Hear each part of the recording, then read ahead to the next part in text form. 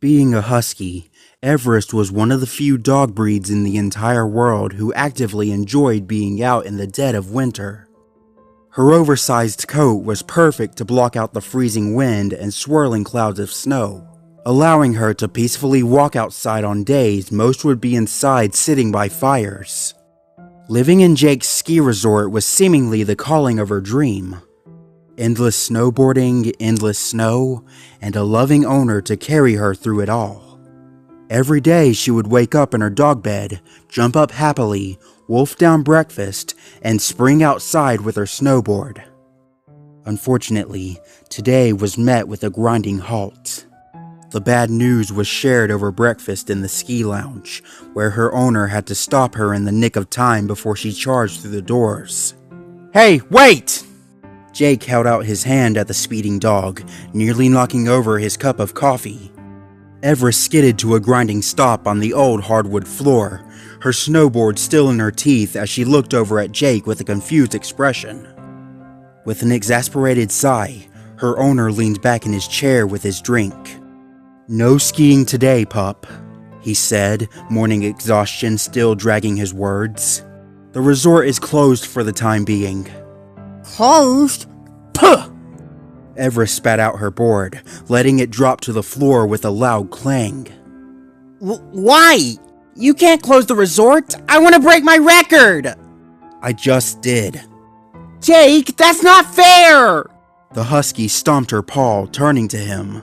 "You can't just shut everything down! What about all the people who want to ski?" "They can't." Jake was getting visibly agitated over her persistence. "There's a snowstorm coming in. Weather report says we're going to be hit pretty hard," he said, stirring his coffee with a spoon.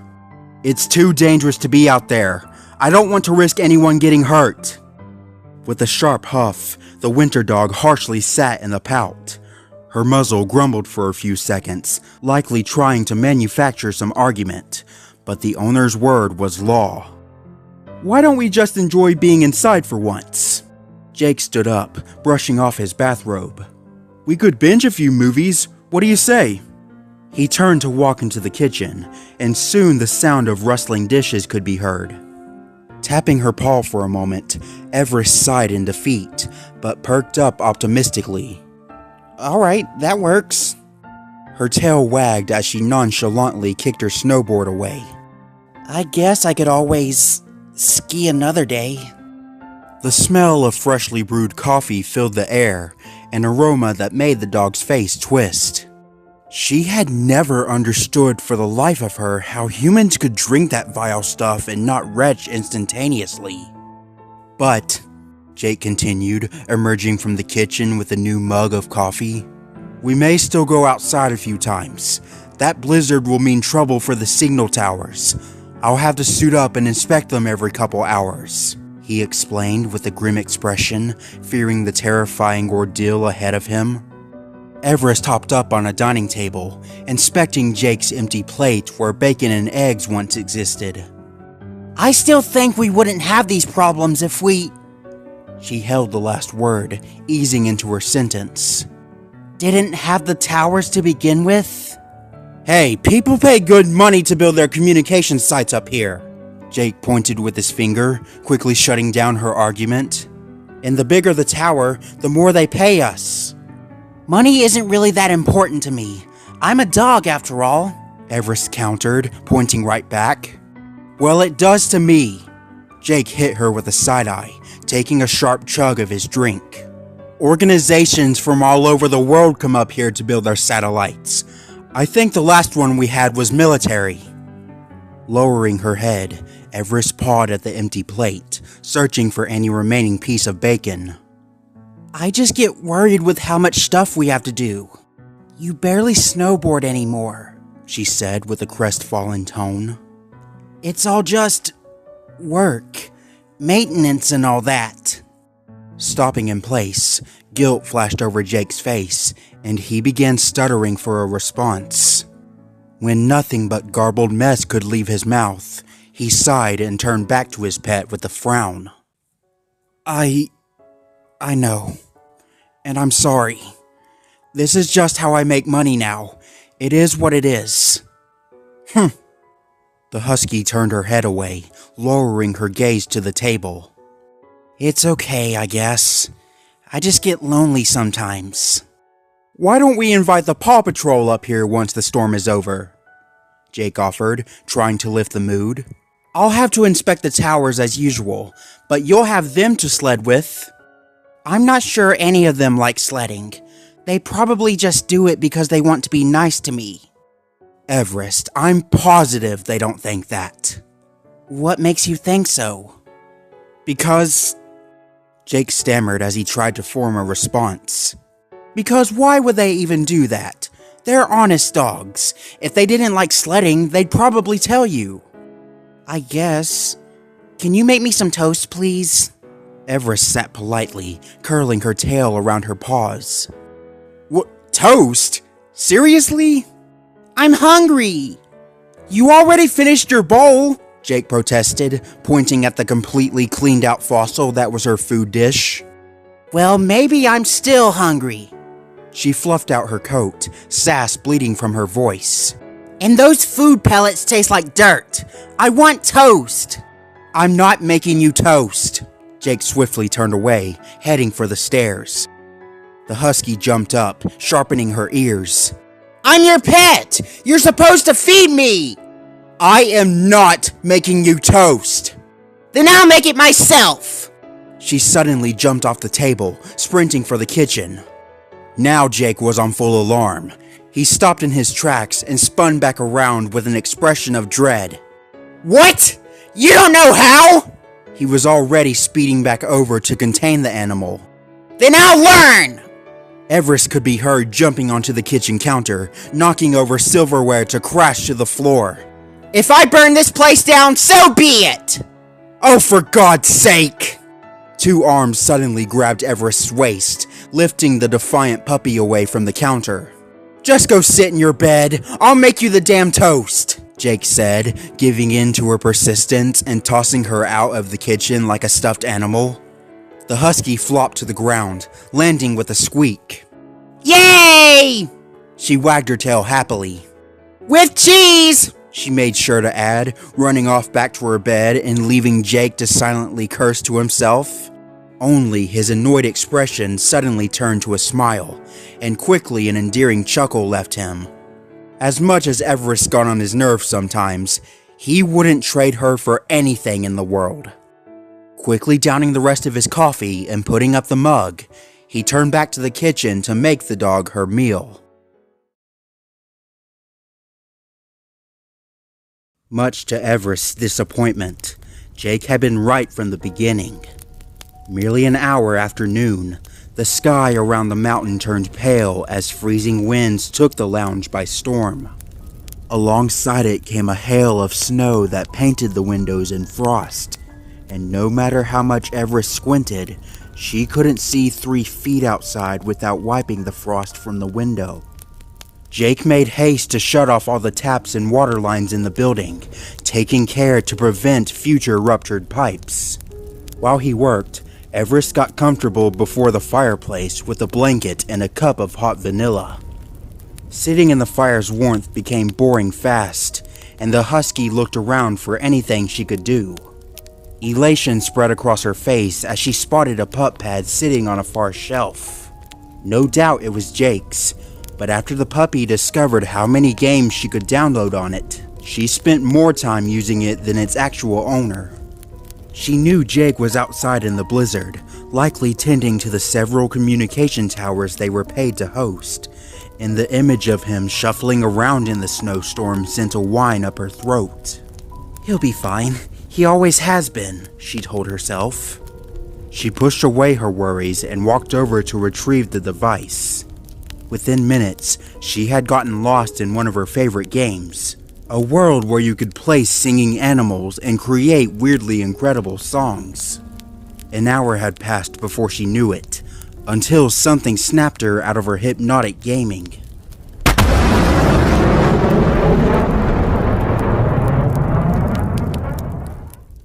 What sounded like a massive crack of thunder echoed from afar, making her jump out of her blanket. A squeal of surprise emitted from the puppy, her fur standing straight up as the blanket shot off her. A sharp wave of vibration shot through the ski lounge, causing wall-mounted pictures and other objects to sway on their surfaces. The window shook for a fraction of a second before falling quiet, and Everest was left in her bewildered expression. She landed on all fours and looked around with a startled expression, her heartbeat surging within her. Breathing quickly as she tried to calm herself, she brought her paw to her dog tag and activated its radio. Jake, did you... She struggled to calm her heart rate, still too startled to lie down again. Did you hear that? It was a moment before her owner's voice came through on the radio, and when it did, the static sound of the raging blizzard accompanied him. I did, he said, sounding a little startled himself. Don't come outside. Was that thunder? Blizzards don't come with thunder, Everest. Jake explained, audibly breathing heavily. That sounded more like an explosion. Did a tower blow? The puppy asked, weary. Or a transformer? Grunting through the radio, her owner's voice was strained. I don't know. Maybe. I'll double check the radio towers, but it sounded much farther away. Are you going to be okay out there? I'll be fine, Everest. Jake let a chuckle slide through. Remember who it is you're talking to. Snowstorms are nothing to me. Now get some sleep, okay? I'll come back inside in about an hour. Everest still wasn't convinced, walking up to the glistened window and trying to peer outside. What about the explosion? What if there's a fire somewhere? Then I'll take a walk around the perimeter. I won't go farther than the property line. Now please, get some sleep. I may need you in the morning to dig out any equipment buried in snow. All right then, the husky deflated, but still tried to keep her hopes up. Be careful out there. Good night, Jake. She sighed and tapped her radio off, mind still churning with a storm of its own. Unease burned within her, the sound of the explosion still ringing in her ears. Even then, she knew there was nothing she could do about it, especially after Jake's orders to stay inside. The atmosphere of the ski lounge had shifted. The gentle crackle of the fire was the only thing to break the now deafening silence. What was once a warming glow to ease the freezing temperature had become the only source of light defending Everest from the surrounding darkness. Anxiety followed her gaze as she glanced at every dark corner of the room like something could be hiding in it. Her ears lowered as she closed herself further in the security blanket. She knew it would be impossible to get to sleep tonight.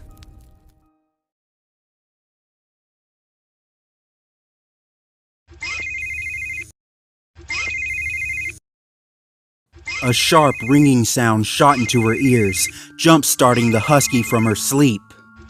Ah! She sprang up in surprise, the blanket being shot off her for the second time.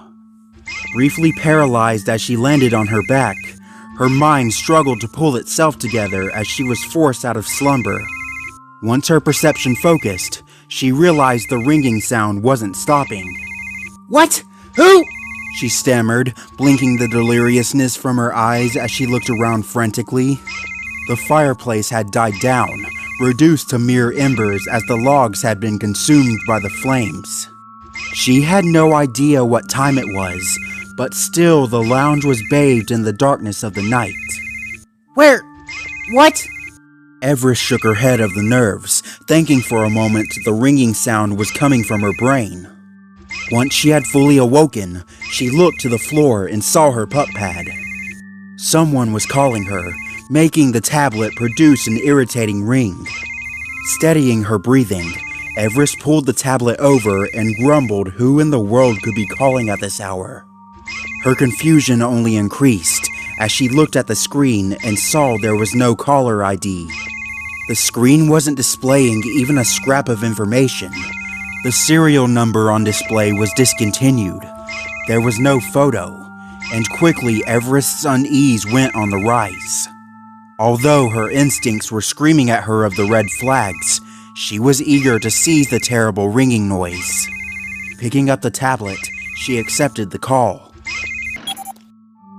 She was instantly met with a black screen, but the call was active. She hesitated for a moment before speaking up. Who is this?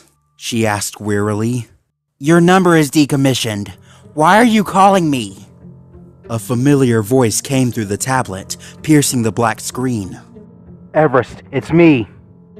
Drawing back slightly, the husky narrowed her eyes before it clicked in her mind. Chase? She asked, recognizing the voice of the Paw Patrol leader, the German Shepherd who led the team in their owner's place. I can't see you. Your screen is just black. There was silence for a few seconds, until Chase's voice came through again. I think my camera is broken. Why are you calling me on a discontinued pup pad? Everest asked, more curious than anything, but still unsettled in the back of her mind. Because I need your help. The shepherd's voice turned serious. I need information, and I don't need anyone tracing this call. If the husky wasn't uneasy before, she certainly was now. This secretive, almost felonious behavior wasn't normal for Chase. He was a police officer, and the more he spoke in his cold tone, the more Everest became weary. Her ears drew back in surprise, her words stuttering over one another. Why would someone trace our call? Chase noticeably dodged the question. Have you ever heard of the ACG? The who? The Assault and He paused for a moment. Control something, I don't remember. But these military dogs are showing up all over Adventure Bay, and we don't know why. There was a faint growl in his voice. They hurt Rocky and shut down one of our missions. What? Everest recoiled in shock, fearing for her close friend in the patrol. The mental image of Rocky in pain made her sick, her mind going into a panic as she struggled to comprehend Chase's words. Is he okay? He's fine. Chase said dismissively. But I know about the communication sites for rent on your mountain outpost. He spoke with a hushed tone, like he was preparing to blackmail someone. I know that tons of teams pass through your mountain to set up their radio towers. Everest flared in alarm, knowing the confidentiality of Jake's operations. How can you possibly know about that? That's classified information! She fearfully glanced to the side, even though she knew full well there was nothing there. A sheepish laugh came through the tablet. I may have bypassed a few of Ryder's locked files. What? Came the husky's jolted disbelief, rearing back with wide eyes. The idea of a dog going against their beloved owner was the highest form of taboo, a disgrace among household animals. Chase, you went behind his back? Sharp retaliation hit her through the screen. Hey, I'm the leader of this team! It's my job to be in the know! Everest flinched sharply at his tone, suddenly feeling fearful of Chase's attitude. She had never realized how terrifying a German Shepherd could sound. You should not have done that, said the husky with a whimpering tone, using her tail to smoothen down her spiked coat. If Ryder finds out... He won't. Now, are you going to help me or not? Swallowing her fears, Everest was swiftly defeated by her inner desire to be helpful. Fine. What do you want? Surely the ACG secured a tower up there, Chase said with an interrogative voice. If his camera was working, she'd probably see him circling in his kennel. If they're not from the city, they must have come long distance. A comm site, a radio tower, satellite. Was anything passed through there belonging to them? Chase, I can't just dip my paw into classified files! She swiftly fired back, taking every chance she could to protect Jake's integrity. Unlike you, I keep in line. Damn it, Everest! Chase snapped through the call, a vicious snarl leaking his muzzle. Those dogs hurt Rocky! He's probably traumatized! As law enforcement, I need to know what I can do to stop more pups from getting hurt! Ah, fine! Everest forced herself to bark, trying to hide the visible fear on her face. Just calm down, sheesh! Tossing the tablet aside, she wiped her eyes and hurried off with hastened breaths. Why was her friend acting this way? His voice had never sounded so cruel before, nearly bringing her to tears as he yelled at her. She nervously crossed the room, walking to one of the several computers sitting up against the corner. Lip quivering, she quickly logged in with Jake's passcode and loaded up the files on the computer. Asshole, she said silently, talking to me like that. Her nerves were screaming with every folder she entered, anxiety rising with every official file her eyes glanced over. If Jake were to walk in at this very moment, Chase would probably instantly hang up and leave her to the owner's mercy. How would she even begin to explain this? She wasn't supposed to be doing this, she repeatedly told herself over and over in her mind. But she wanted to make Chase happy, the desperation to be liked overriding any common sense in her mind. Sure enough, her eyes glanced over a file with a notable name. ACG, the exact abbreviation Chase had mentioned. This was it, and Everest took a sharp breath as she printed out the file. A printer nearby buzzed to life, screeching through the silence as its age-old workings groaned and creaked. After a few seconds that seemed like ages, a paper wheezed out of the machine, warm and freshly created. Still unsure of herself, Everest stood back up on her hind legs and gingerly grabbed the paper in her mouth. Making haste back to the call, she instantly braced herself for a verbal lashing. Okay, here. She waved the paper in front of the camera. What's that? Came Chase's question, riddled with impatience. An agreement of construction, she explained, dropping it to the floor. Everyone who builds on our site has to pay and sign one. She hated how much information she was spilling, knowing all the agreements she was violating by doing so. Chase didn't respond to her statement, likely unsatisfied with her answer and desiring more. Swallowing her anxiety, Everest nervously read off the paper's heading. The Assault and Containment Guild, she said, a twinge of fear passing up her spine. They passed through a few days ago and set up a radio tower and some communication lines. Paid a couple $100,000, and the agreement was signed by a dog named Bella. She squinted at the name. Bella? The shepherd asked. Everest remembered the dog once she had read the name. A bright Labrador retriever had arrived in dark clothing, a trail of larger dogs behind her. Everest had made attempts to make small talk, eager to make peace with the fascinating animals, but they had all ignored her. They paid Jake, set up their radio tower, and drove away into the snowy night without another word.